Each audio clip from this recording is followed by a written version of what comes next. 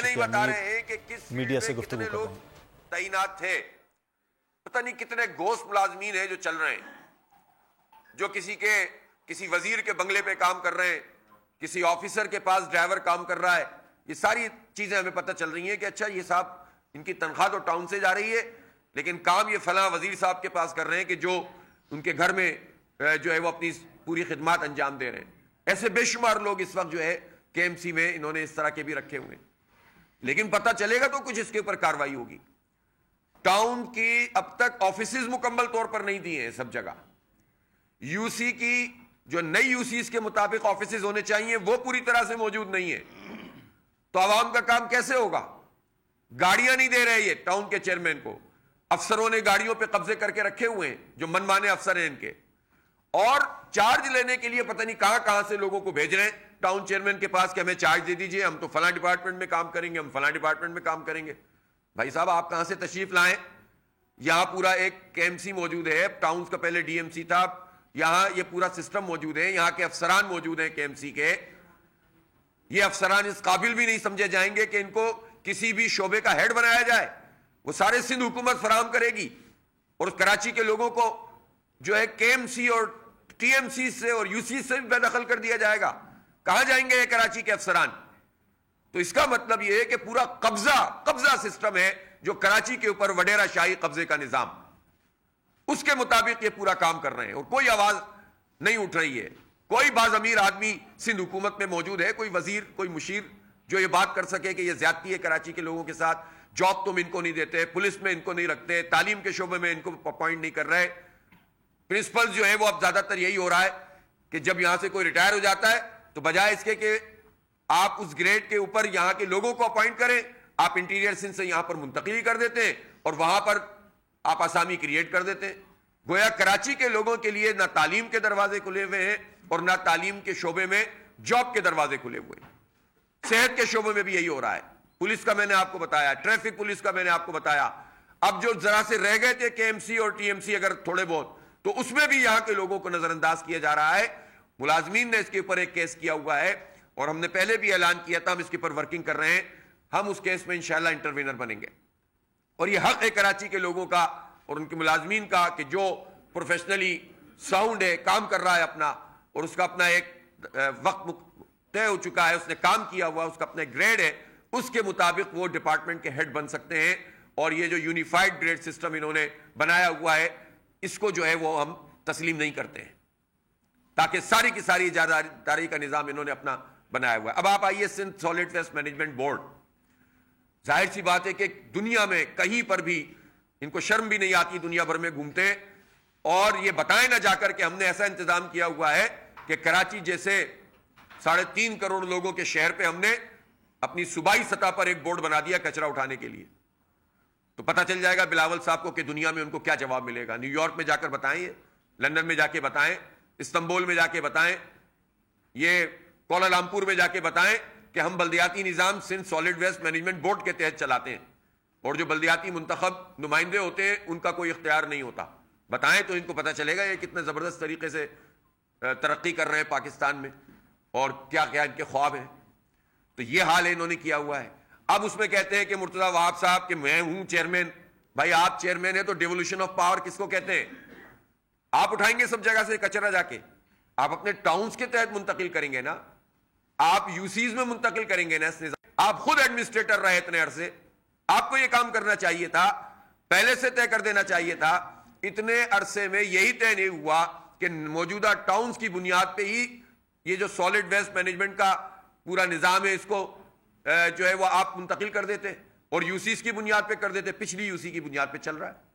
تو آپ اس سے اندازہ لگائیں کہ کتنا ہوچ پوچ یہ پورا سسٹم چل رہا ہے. اور آپ نے دیکھا اگر جماعت اسلامی کے یہ 9 ٹاؤن جو مین اسٹریم شہر ہے, اگر صفائی کا کوئی تاثر بنا اس دفعہ, اس لیے کہ یہ دیوانہ وار انہوں نے کام کیا, ان کے پاس کوئی چارج نہیں تھا, یہ لگے رہے, ان کی ٹیم لگی رہی, اور تمام کونسلر لگے رہے جماعت اسلامی کے, تمام U C chairman vice chairman لگے رہے, اور انہوں نے محنت کر کے جو کوارڈینیشن ممکن ہو سکتی تھی وہ کی. اور کسی حد تک آپ نے دیکھا کہ مین شہر جو تھا وہ آپ کو صاف نظر آیا. لیکن جو ٹاؤنز پیپلز پارٹی کے پاس ہیں وہ بھی جا کر دیکھ لیں, اس وقت آپ کو پتہ چل جائے گا کہ اس وقت شہر کہ ان مضافاتی علاقوں کا انہوں نے کیا حال کیا ہوا ہے، کچرے کے حوالے سے بھی اور اس وقت عید الاضحیٰ کے موقع پہ علائشوں کے حوالے سے بھی. تو بہرحال ہم تو اپنے اختیار سے زیادہ کام کرنے کا حوصلہ رکھتے ہیں اور کریں گے، لیکن ہم کراچی کے عوام کا اختیار چھوڑ نہیں سکتے ان وڈیروں کے ہاتھوں میں، ان جاگیرداروں کے ہاتھوں میں. سامنے رکھ دو ایک بندہ اور پیچھے کاروائی پوری ڈالو، یہ نہیں چلے گا. اس لیے یہ منتقل کرنا پڑے گا پورا کا پورا سسٹم. اس کے بغیر کیسے سسٹم چلے گا؟ اب ہمیں بتائیں نا کہ جو آپ نے معاہدہ ایک کمپنی کے ساتھ کیا ہوا ہے، وہ معاہدہ کیا ہے؟ وہ کتنے پیسوں کا معاہدہ ہے؟ وہ کہاں کہاں کیا ہوا ہے؟ اس میں کتنا عملہ ان کا ہے؟ کتنا انہوں نے ٹھیکیداری نظام کے تحت اور پھر ٹھیکیدار در ٹھیکیدار بنا کر سسٹم چلا رہے ہیں؟ اس میں تو یہ بات طے ہے کہ یو سی میں کوئی گاربیج سینٹر، کوئی کچرا کنڈی ہوگی نہیں. گھروں سے اٹھایا جائے گا گاڑیوں کے ذریعے سے، اور جو باکسز ہیں اس کے ذریعے سے جو بڑے اسٹیشنز ہیں، گاربیج اسٹیشن، ان تک منتقل کیا جائے گا. لیکن اس وقت جگہ جگہ کچرا کنڈیاں پڑی ہوئی ہوتی ہیں، اس لیے کہ پیسے ہمارے جیبوں پہ ڈاکہ ڈال کے آپ لے رہے ہیں. ہمارے دیے ہوئے ٹیکسوں سے آپ نے یہ بورڈ بنایا ہوا ہے اور کمپنیوں کو ٹھیکے دیے ہوئے، لیکن گھروں سے اٹھانے کا نظام تو آپ نے نہیں بنایا ہوا. کچرے کا ڈسپوزل کا نظام تو آپ نے سسٹم ٹھیک سے نہیں بنایا ہوا. تو پیسے کیوں جا رہے ہیں پھر ہمارے؟ اور پھر طرفہ تماشا یہ کہ جن علاقوں میں لوگ گھروں سے کچرا اٹھا رہے ہیں کچھ، تو یہ سالڈ ویسٹ مینجمنٹ کے تحت نہیں ہو رہا، بلکہ الگ سے لوگ پیسے دیتے ہیں. جب الگ سے لوگ پیسے دیتے ہیں تو پھر آپ یہ پیسے کیوں وصول کر رہے ہیں ہم سے؟ پھر کمپنی کو یہ پیسے کیوں دیے جا رہے ہیں؟ تو کرپشن در کرپشن، لوٹ مار اور لوٹ مار، بس یہی ان کا سلوگن ہے، یہی ان کا کام ہے. اس لیے بناتے ہیں یہ بورڈ، اس لیے یہ کے بی سی اے کو ایس بی سی اے بناتے ہیں، اس لیے وہاں پر پورا کا پورا نیٹ ورک چلاتے ہیں، سسٹم کے نام سے کرپشن کرتے ہیں. پورشنز کا دھندا چلا ہے، جو ناجائز قبضے ہیں وہ چل رہے ہیں. زمینوں پہ لا کے لوگوں کو، غریبوں کو بٹھا دیتے ہیں اور پھر ان کے نام کے اوپر قبضہ کر لیتے ہیں، اور کروڑوں روپے کی ڈیل کبھی بلاول ہاؤس میں ہوتی ہے اور کبھی سی ایم ہاؤس میں ہوتی ہے. اور یہ سارے دھندے یہاں پر چل رہے ہیں. یہ شہر، اس کا کوئی پوچھنے والا نہیں ہے، اس لیے کہ سب کی آنکھ کا تارا پیپلز پارٹی بنی ہوئی ہے، اور جو چاہے کریں، جس طرح چاہے برباد کریں اس شہر کو، کوئی پوچھنے والا نہیں ہے. برسات کا موقع ہے، پچھلے سال بدترین حالات سے یہ شہر دوچار ہوا تھا. اس وقت بھی ایڈمنسٹریٹر مرتضی وہاب صاحب تھے، اس وقت بھی کروڑوں اربوں روپے نالوں کی صفائی کے نام پر کرپشن کی گئی تھی. اور اس وقت بھی صورتحال یہ ہے کہ بڑے نالے اور جو اس کے لنک نالے ہیں ان کی صفائی کا کام نہیں کیا جا رہا. کسی نے بتایا کہ 80 کروڑ روپے کا ٹھیکہ ہے. بھائی یہ کہاں جاتے ہیں پیسے؟ اس وقت گجر نالا، اورنگی نالا اور لیاری جو ندی ہے، ان کی تعمیر کا کام چل رہا ہے. ہم یہ بھی مطالبہ کرتے ہیں کہ جماعت اسلامی کراچی حافظ نعیم الرحمان اس وقت کراچی میں نیوز کانفرنس کر رہے ہیں.